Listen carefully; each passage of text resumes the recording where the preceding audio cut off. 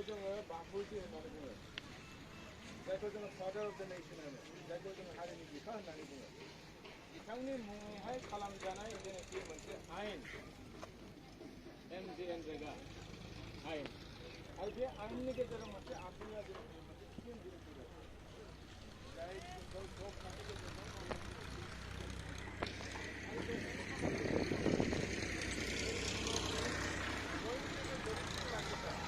गोरिब थाखोनि मानसिफ्रासो जब कार्डनि गेजेरजों खामानिखौ मावो। आरो बे जब कार्डनि खामानियावनो ओरैबायदि केलेंकारि जाबाय, ओरैबायदि दुर्निति जाबाय, अन्याय जाबाय, दुखुनाय जाबाय, नासयनाय जाबाय, बे जोबोद दुखुनांथाव।